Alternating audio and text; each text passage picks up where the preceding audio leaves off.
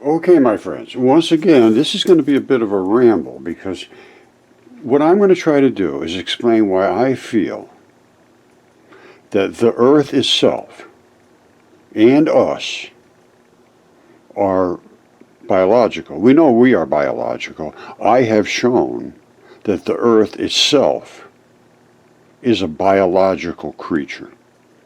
Now, I don't know if it's one biological creature and then there's stuff on top of that biological creature, or if it's just a combination of biological creatures, but there is nothing on this earth that I can determine that was not a product of biology. Now, let's talk about what a cell is in biology and why it represents the earth. Okay, this is going to probably be the most difficult thing I've ever done. There are people that make things very, very difficult to understand and take pride in that because they say they understand it, but nobody else will because it's so difficult. Well, you can make it very simple and everybody can understand it at the same time. Why make it difficult? So that's what I'm going to do. I have found that by becoming an actor in the play, you make things much less difficult. All right, so let's just start right from the beginning. Stem cells. Stem cells are cells that create other cells, and those other cells have a job to do, a specific job to do. Let's dig in a little deeper. Okay, so like I said, as far as I'm concerned, the Earth itself is a living creature, or was at one time, and basically it gives rise to all the different types of things, trees and different plants and rivers and the winds and all that stuff. They all play a part in the overall Earth. Let's say this was the Earth, which it gives off the stem cells of, like I say, trees and all these different things. Now, in us, it's different types of muscles, cardiac muscles and, regular straight muscles in your, arms and so forth. All kinds of different muscles. Blood cells, there's red and white blood cells, which the white ones carry a lot of organelles, which are immune defenses. The red ones carry products, basically, oxygen and so forth. Then you have your nerve cells. That communicates everything to the whole system. Nerves communicate, everything's got to work together. Something's not working right, we got to deal with it.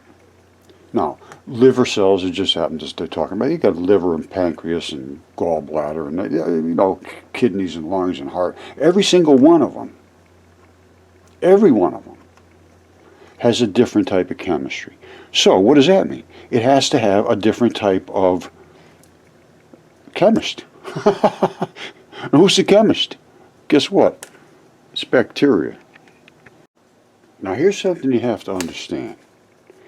Every single thing there is has a good and a bad. And what do I mean by that? Well, we know that there's good people, there's bad people. So let's start there. You can have good intentions, you can have bad intentions. Well, what else? There's good trees. They grow and they look good and they're nice and healthy and everything else. And then they die and then they have to rot. Well, what rots them? What makes them die and rot away?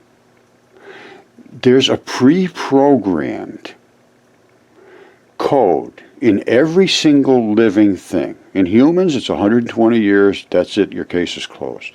In trees, it's whatever it is for that specific species of trees. It grows and then it dies, and now it has to be attacked by the same bacteria that's living on it right now. It has to be broken down into little bits and pieces and it goes back into the soil and something else grows there. Well, why is it not being attacked today? And then when the apoptosis goes off and says, hey, I want to die now, it says, okay, come on in and attack me, I'm good to go. That's a very interesting concept when you think about it.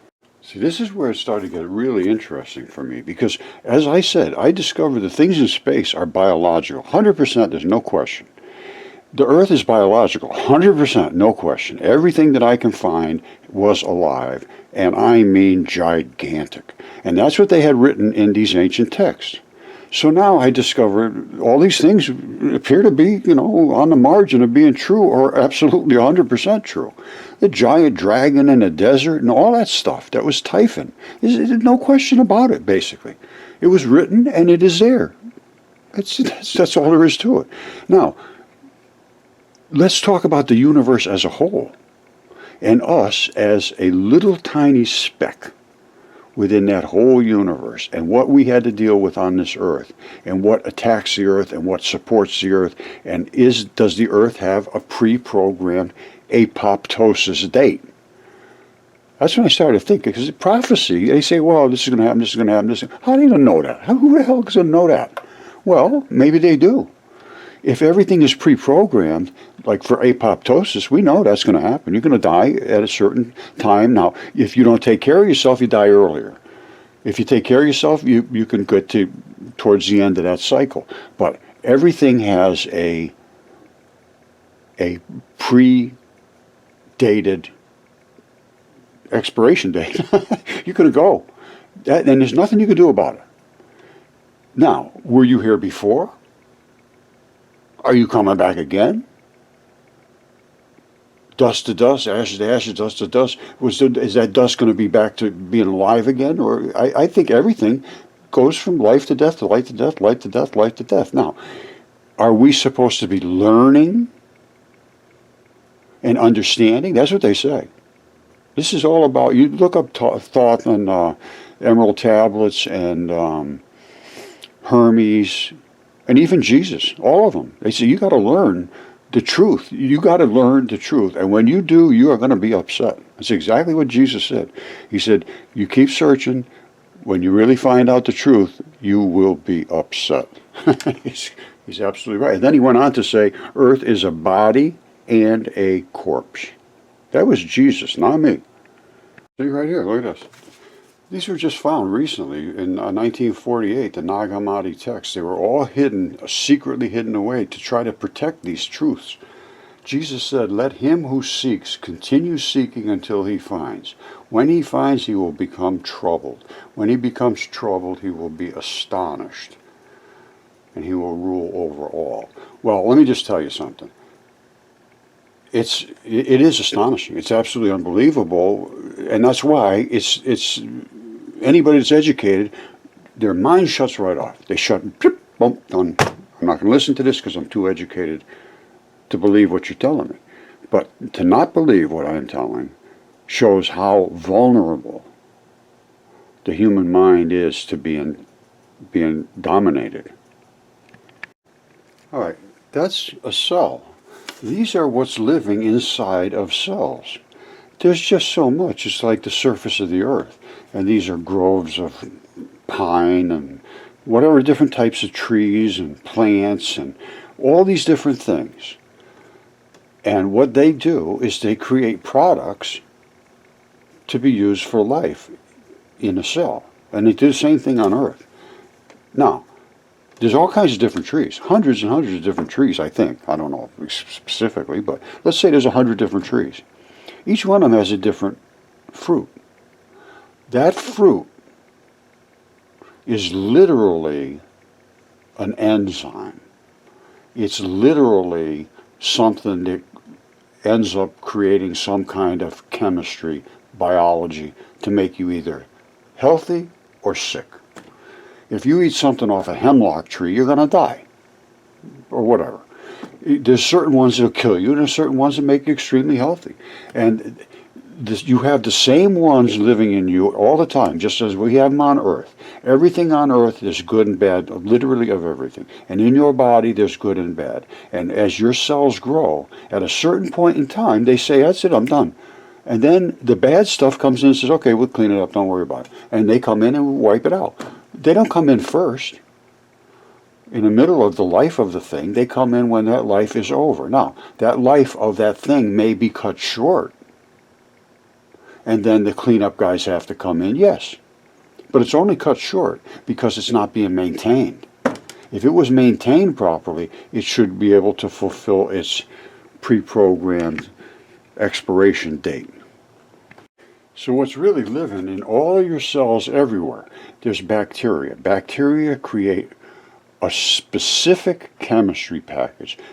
It's called an enzyme. Every one of them creates an enzyme. I mean, I'm pretty sure literally every one of them. They're only single-celled organisms. They're all these little tiny things everywhere. And they create these little tiny, well, extremely complicated packages of chemistry that go out and do their job. Some of them kill things, some of them fix things, some of them build things, some of them give you sustenance, some of them bring you oxygen, some of them do, to take wastes out. They are just they're the maintainers of your body, and they are only created by the bacteria. So it tells you right there, if you're missing that bacteria, you're not going to have the product that that bacteria made. So therefore, what's going to happen? You're either not going to be able to clean something up, or you're not going to be able to make something, or you're not going to be able to create the chemistry that's required to fix something, or you're going to not be able to create the membrane that keeps the invaders out. And that membrane is saturated with enzymes. Enzymes are the product of bacteria. We are literally an organization of creatures within us that maintain us. And if we harm those creatures with antibiotics and things like that, and they are not strong enough to support us, then we get sick. It's called pre-existing conditions. If these membranes in our body are porous, we get invaded. And the bad guys that are supposed to stay outside get in. All right, yeah, this is on the macro scale. Brain cells look damn near like what the universe looks like.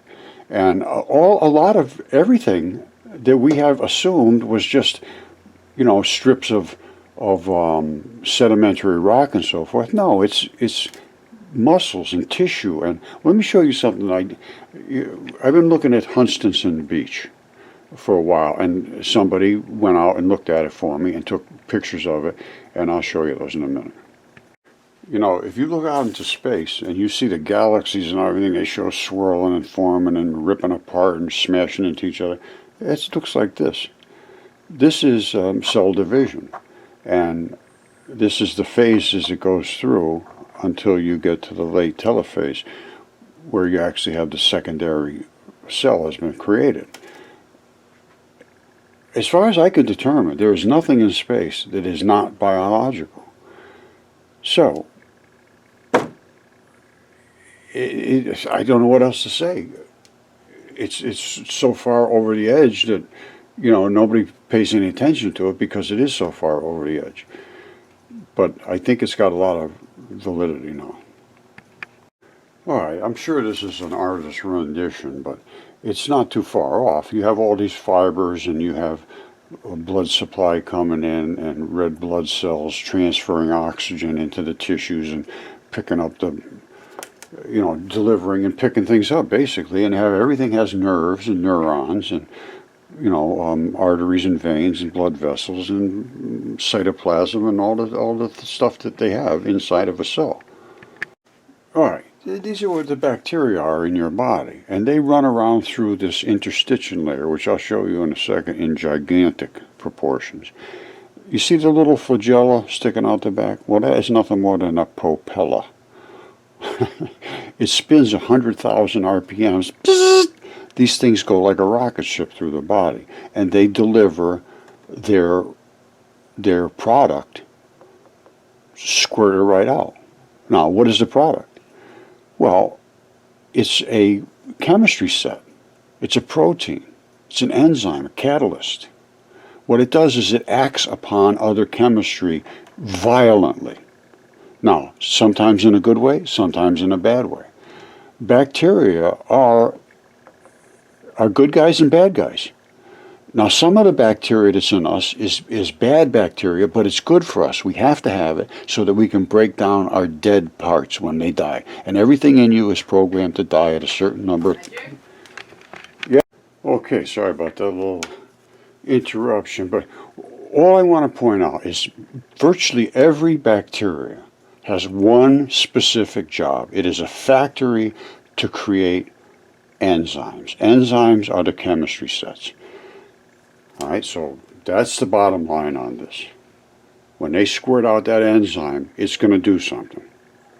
All right, you see this is bacteria, and you've got literally thousands and thousands of different type in you right now. Clostridium is foodborne illnesses, basically, food poisoning. However, all Clostridium is not harmful. Okay, once again, I'm not a doctor. I can't give you any medical advice. All I can tell you is Clostridium has a ton of different species, and it is generally considered a human pathogen. However, that's not necessarily the case. There is some very, very aggressive. The Clostridium difficile is the one that it kills people because it gets in your intestines and you get all your gut distress and all kinds of things, and it breaks through your intestines and you end up dying from infections. And they're talking about Clostridium difficile. So if you have any gut issues, usually it's related to bacteria and not having a correct probacteria. Listen to what it says here. There's all kinds of stories about the use of all these different Clostridiums. And this is down here. Look at what this is the different types of Clostridium there are. I mean, every one of them creates a different enzyme. That's their job. They create enzymes. They're the factories. Well, what happens here? Non-pathogenic, that means they don't hurt you, strains of Clostridium may help in the treatment of diseases such as cancer. Yes, you need both. You need the good and the bad. They don't understand this. That's what lymph disease is about, I believe, is that those are the waste destroyers. Your lymphatic system takes all the wastes of your body and puts them into a condition where they can go out through your urine, through your sweat, through your feces, and so forth. But a bacteria does that with an enzyme. This is the problem when the bacteria, it's in your skin, primarily it's skin, where we're looking at skin cancer, has been damaged by ultraviolet light, by all kinds of invasion from nasty chemicals that you put on your skin and you're around all the time. These burn pit guys, it killed all the bacteria basically inside and outside their body because they were completely enveloped in it. Now, at that point, your body has no ability to fight back. In these layers that I call the immunothelium, which I'm going to show you right now, there's no enzymes left because there's no bacteria. The bacteria create the enzymes. No bacteria, no enzymes. Bacteria get invaded and killed by these toxins. They can only take so much. You cannot overdose them and then have them continue to provide the enzymes. All right, so the apoptosis I just talked about is what's called programmed cell death. They only last for so long, then they say, all right, I'm ready to go. You guys can come and attack me now. The same guys they've been hanging out with. Now you can come and attack me and break me up in little pieces and I'll go on. So now when I said before, you become part as a player in the play. I am going to be the guy that's growing, and here's what I need, and I talk to the other guys, and I say, hey, where's the guy that's supposed to bring me the stuff that makes my cellulose? And they say, oh, that guy, he's injured, he's dead. I say, what do you mean happened? What am I going to do? How am I going to make my cellulose? And the other parts of your body say, well, listen, let me see what I can do. Let's go down and try some other ones and see if we can create something really close. That guy's gone. Nothing we can do. If we don't get that bacteria back, we don't have that enzyme, nothing we can do. He said, well, can't you get the bacteria back? And he said, no, we can't. The bacteria is gone. Unless they put something in us, a new biome replacement, and more of that bacteria, no, it's not going to come back. So he said, well, what should I do? And he said, well, some people take probiotics, and that helps. And, sooner or later, they should find out what bacteria lives in what locations, in what quantities, and what a healthy person is versus an unhealthy person is. And you'll find, almost absolutely certain, that there's going to be this consistent data will come back, that a guy that has pancreatic cancer will have some weakness or overflow of some other bacteria. You saw how many Clostridiums there were. So make yourself part of the play and say, well, why is my arm shaking like this? All right, well, why would that cause it? Why would your arm shake? Well, it's a nervous condition. The nerves control the muscles. You see, everything works together. The nerves control the muscles. Well, are the muscles doing that by themselves, or are the nerves telling the muscles to do that? Why would you tell the muscle to do that, Mr. Nerve? And Mr. Nerve says, well, the guy he's not eating, or he killed the bacteria that's supposed to coat my nerve. I don't have any more insulation, and I'm getting shorted out. We said, well, what can we do? I said, well, you could put the bacteria back in it, or you could supplement it with enzymes. It could help, and it does.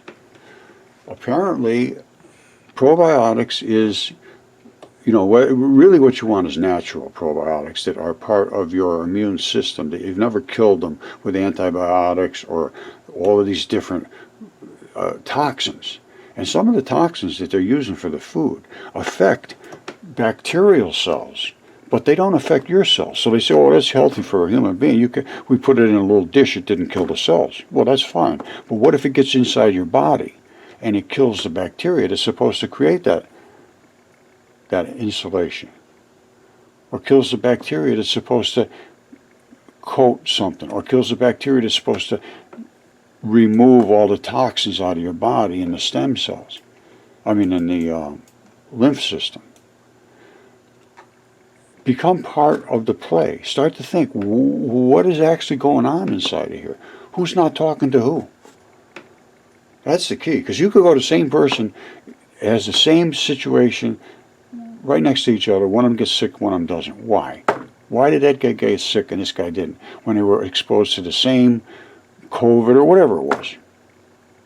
One of them has a defensive system, and that's an immune system, and that's in the immunothelium layer of tissue that coats all of your organs and everywhere, so you can't get invaded. You don't have the enzymes, you're invadable, and that's what's called pre-existing conditions.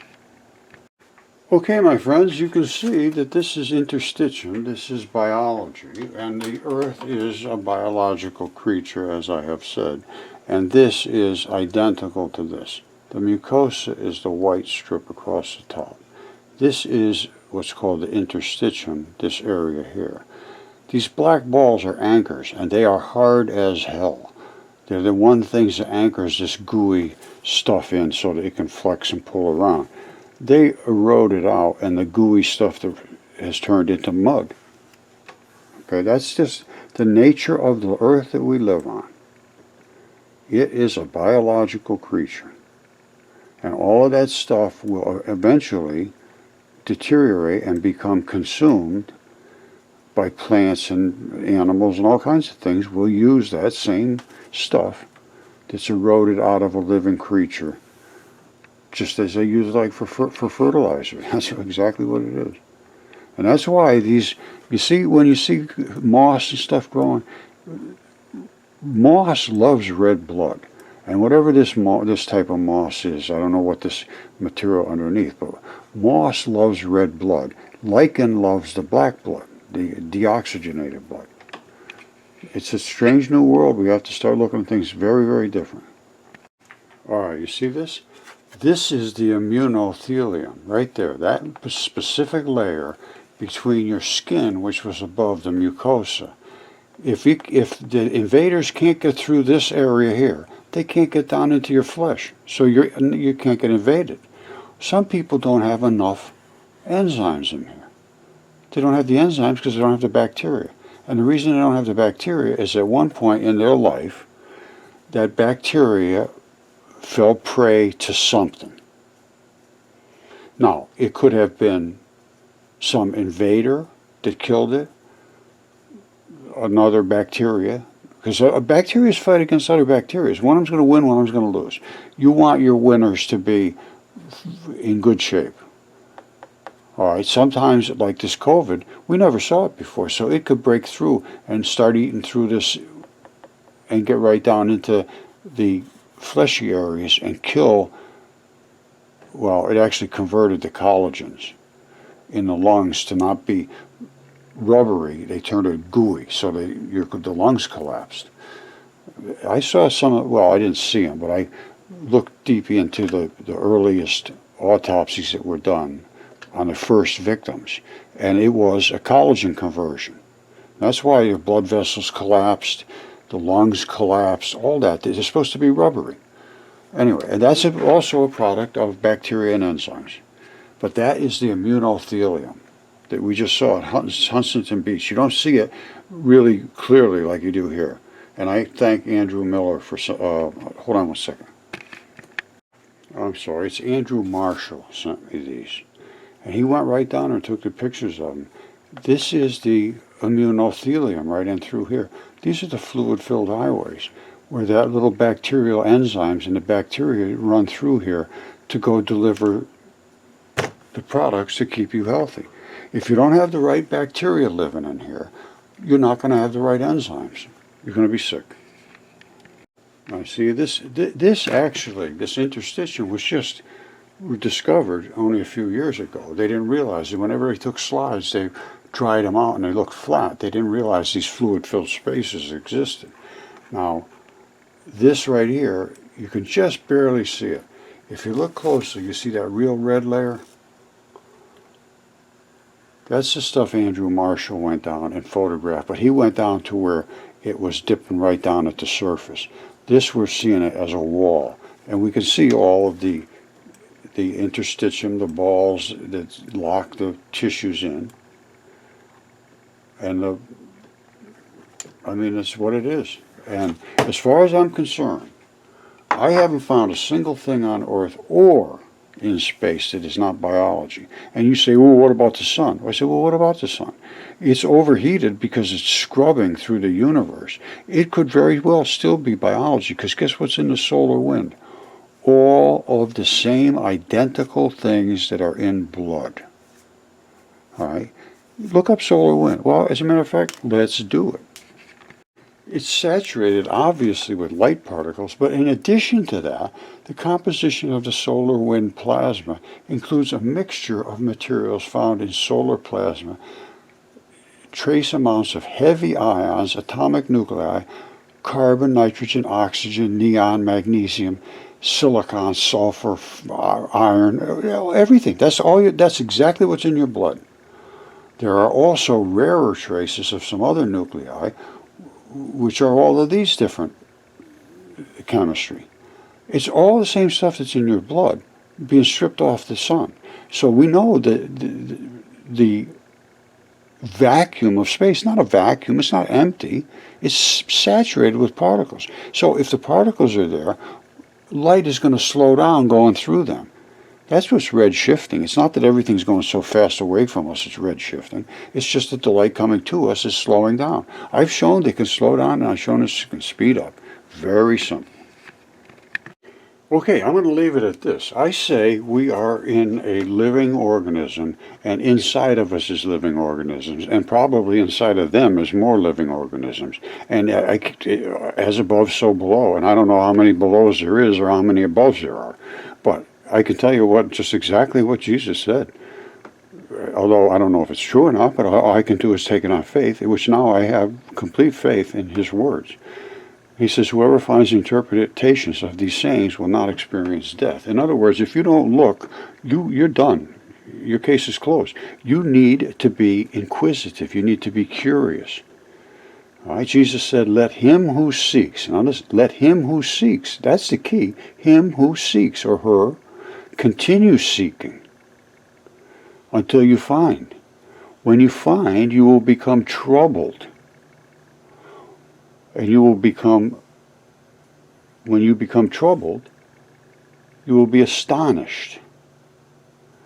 Astonished is a very good word. And he will rule over the all. Now, the all means the people that are these people, which Jesus is talking about. Jesus said, if those who lead you, that's the key, say to you, the kingdom is in the sky, the birds of the sky will go there before you. If they say to you, it's in the sea, then the fish will go before you. Rather, the kingdom is inside of you and it is outside of you. Inside of you is another universe, and outside of you is a universe. When you come to know yourselves, then you will become known, and you will realize that it is you who are the sons of the living Father. So, like, there's a father with a bazillion different realms below. But if you will not know yourselves, you will dwell in poverty, and it is you who are the poverty. This is very, it's confusing, no question. But these words, Jesus was a living creature on this earth. Son of God, son of man, son of both. I say any of that stuff. I'm not going to make statements about that. He was supposedly from a virgin birth as the son of God and as God himself, basically. I've heard a lot of different stories. That's why I seek. Let him who seeks continue seeking. But I still haven't found what I'm looking for. Well, maybe I have. I'm looking for a way out of this realm into the next realm in a good way. Because one way or the other, you're going there. Or I don't know where you're going. But there's a couple of doors here. And one of them is a bad door to go through. If you come up and you feel it's really warm, I would stay out of that door.